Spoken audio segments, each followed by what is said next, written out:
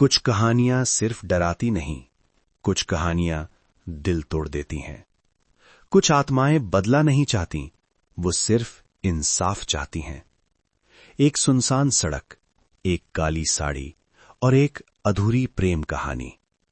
आज हम आपको सुनाने जा रहे हैं एक ऐसी आत्मा की कहानी जिसने मौत के बाद भी हार नहीं मानी। ये है काली साड़ी वाली आत्मा। अगर आप सच, दर्द और रहस्य से भरी कहानियां पसंद करते हैं तो इस वीडियो को अंत तक जरूर देखिए। काली साड़ी वाली आत्मा। वो पहली रात। उस रात हवा कुछ ज्यादा ही भारी थी। पीपल के पुराने पेड़ की पत्तियां बिना हवा के हिल रही थीं, जैसे कोई अदृश्य साया वहां खड़ा सांस ले रहा हो। रवि ने बाइक रोकी। बस यही रास्ता है, उसने खुद से कहा। गांव के बाहर की वो टूटी सड़क, जहां शाम के बाद कोई नहीं जाता था, क्योंकि लोग कहते थे वहां काली साड़ी वाली आत्मा रहती है। रवि इन बातों पर कभी भरोसा नहीं करता था। शहर में पला बड़ा लड़का था, पर आज उसके दिल में अजीब सी घबराहट थी। अंधेरे का सन्नाटा, चारों तरफ सन्नाटा। न कुत्तों की आवाज, न झींगरों की, बस उसकी बाइक की आवाज और उसकी तेज धड़कन। तभी छन छन पायल की आवाज आई। रवि रुक गया, पीछे मुड़ा। कुछ नहीं, भ्रम है। वो फिर चल पड़ा, पर तभी फिर से छन छन। इस बार पास से उसकी रीढ़ में सिहरन दौड़ गई। पहली झलक। अचानक सड़क के किनारे एक औरत खड़ी थी, काली साड़ी में, लंबे खुले बाल, चेहरा झुका हुआ, पांव जमीन से थोड़ा ऊपर। रवि का गला सूख गया। कौन है आप? कोई जवाब नहीं।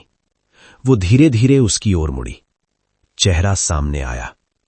आंखें लाल नहीं, बल्कि गहरी उदासी से भरी। ऐसी उदासी जो मरने के बाद भी खत्म नहीं हुई थी। एक टूटा हुआ दिल। वो बोली, बहुत धीमी आवाज में, मदद करोगे? उसकी आवाज में दर्द था। डर नहीं, गुस्सा नहीं, बस टूटे हुए दिल की चीख। रवि चाहकर भी मना नहीं कर पाया। कि क्या हुआ? वो बोली, मैं मर चुकी हूं, पर मेरी कहानी अभी अधूरी है। तभी हवा तेज हो गई, पेड़ झुक गए और चारों तरफ अंधेरा छा गया। रहस्य की शुरुआत। रवि समझ गया, ये कोई आम आत्मा नहीं थी। ये किसी धोखे, किसी प्यार, किसी दर्द की शिकार थी। और अब उसकी कहानी रवि से जुड़ चुकी थी। टूटी हुई यादें। उस रात के बाद रवि सो नहीं पाया। बार बार वही चेहरा आंखों के सामने आता। काली साड़ी, खुले बाल और वो उदास आंखें, जैसे कोई रोज सपनों में आकर कह रही हो, मुझे भूल मत जाना। डर और बेचैनी। सुबह होते ही रवि पसीने से भीगा उठा। ये सपना नहीं था, वो खुद से बोला। कलाई पर ठंडक थी, जैसे किसी ने छुआ हो। वो कांप गया। मां की आवाज आई, रवि जल्दी उठ, कॉलेज नहीं जाना। रवि चुपचाप उठ गया, पर उसका मन वहीं अटका था, उसी सड़क पर, उसी आत्मा के पास। गांव की सच्चाई। शाम को रवि गांव के चाय वाले के पास गया। बूढ़ा था, नाम था रामू काका। रवि ने धीरे से पूछा, काका, उस सड़क पर कोई आत्मा है क्या? काका का चेहरा पीला पड़ गया। तू वहां गया था? रवि ने सिर हिलाया।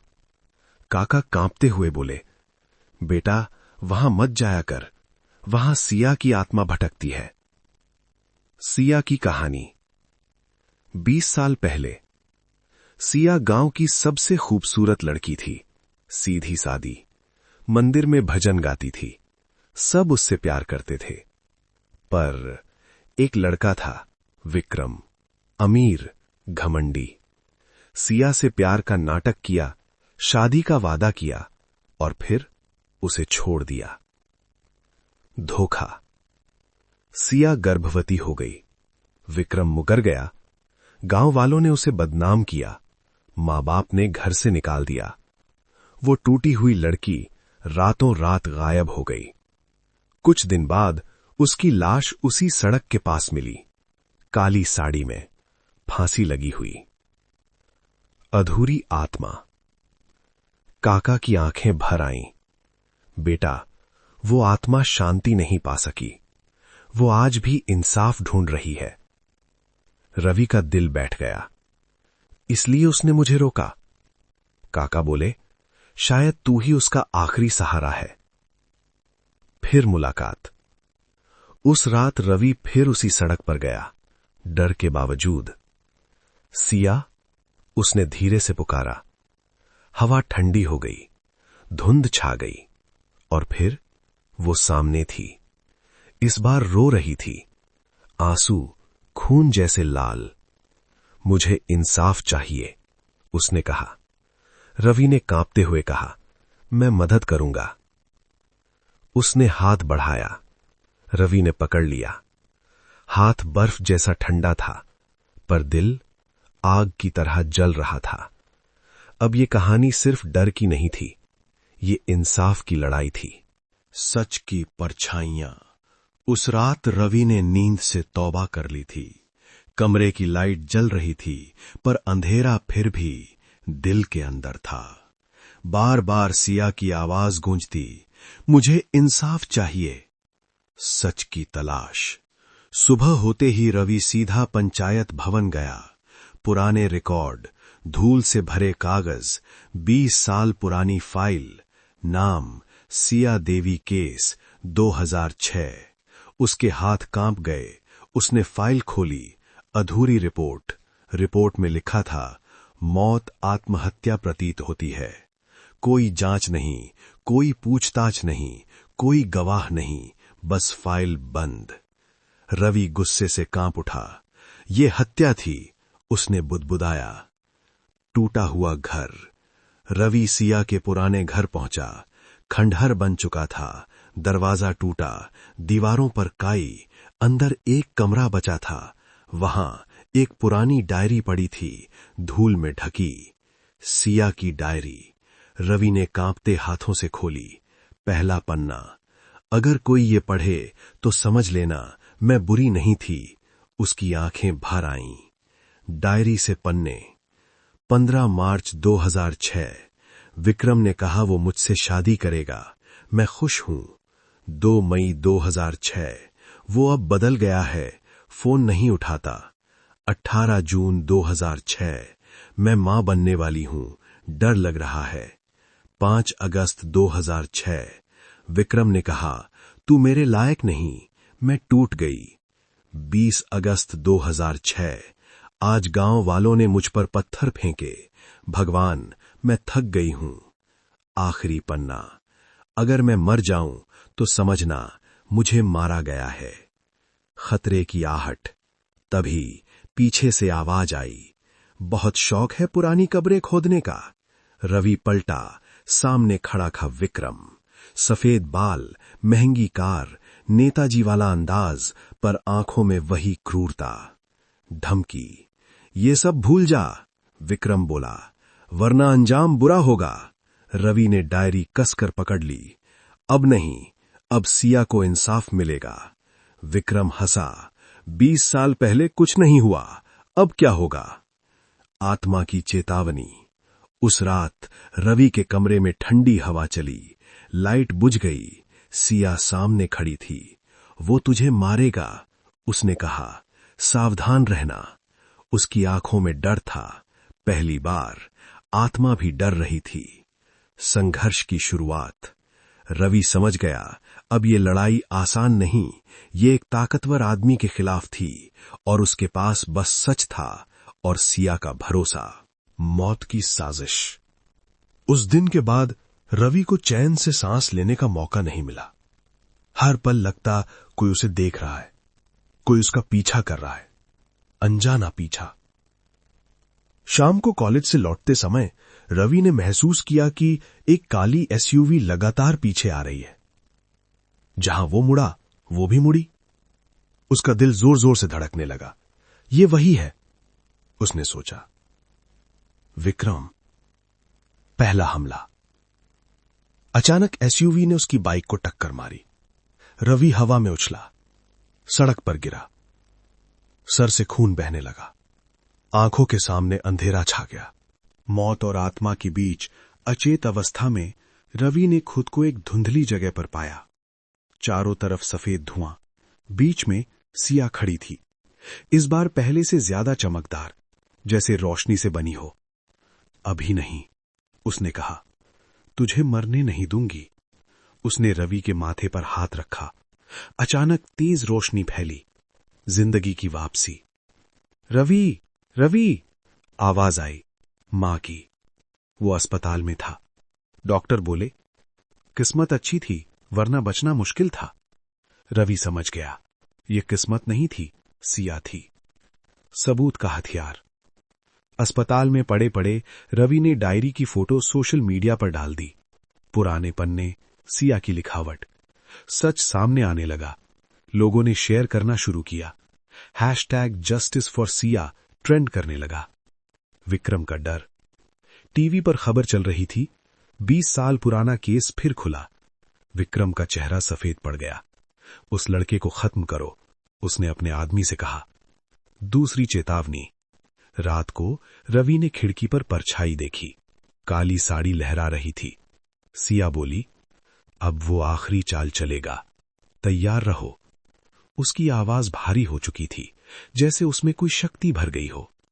हिम्मत की आग। रवि ने मुट्ठी भींच ली। अब मैं पीछे नहीं हटूंगा, चाहे जान चली जाए। सिया की आंखों में पहली बार सुकून दिखा।